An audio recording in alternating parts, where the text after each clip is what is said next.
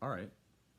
So, how many of you have done more puzzles in the last 12 months than you did in any previous 12-month period?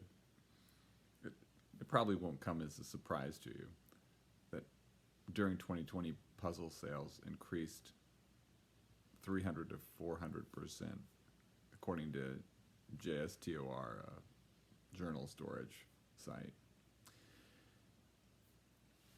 Puzzles. The last time there was a huge spike in puzzle sales was during the Great Depression. And puzzles originally were really just things for privileged people. They were expensive, you know, carved out of wood. But once they became something that was produced, mass produced, and made in cardboard, then they became accessible to, you know, a broader swath of folks. This historian, Ann Williams, says puzzles appeal in times of distress because it's something that you can control, and it's something over which you can prevail. Makes sense. During these times where so much seems, not just seems, but is beyond our control, it makes sense that we go to puzzles, doesn't it? It's something you ultimately can control if you just put time and energy and attention into it. So I'll bring this into a meditation.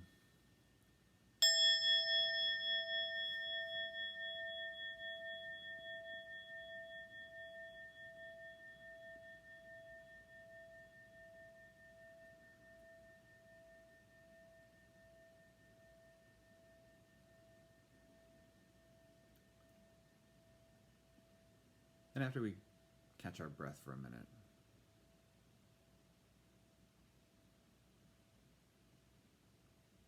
we might think about things over the course, let's just say the last day. We'll reflect on the last 24 hours. And we might think of things in our life over which we had some control and over which we had little control.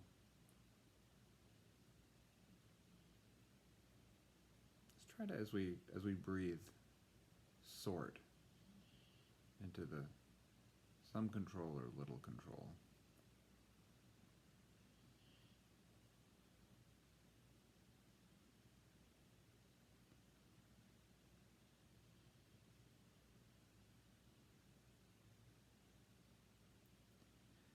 And the things over which we had some control, we might give thanks to God for those, and our ability to employ skills or gifts that we have that grant us a degree of control.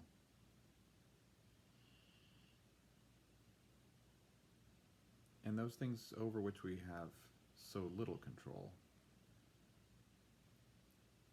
you know, which could serve to increase our stress or our anxiety.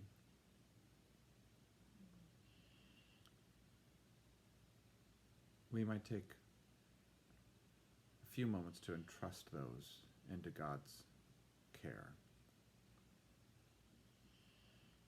It could be really practically, you know, imagining a river that flows from where we are to an unseen destination. And any of those things that are beyond our control, we place onto a little float on the river and allow it to drift down the river, around the bend and out of sight into a future or a destination that's God's.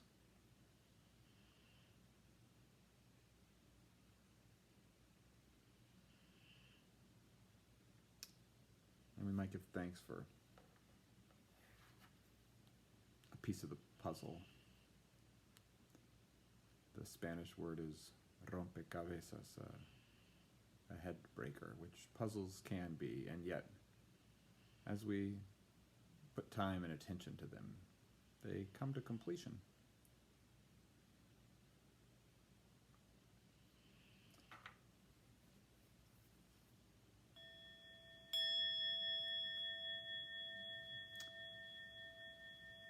Finding God in the times of COVID. Today's February the 8th. Blessings on your day.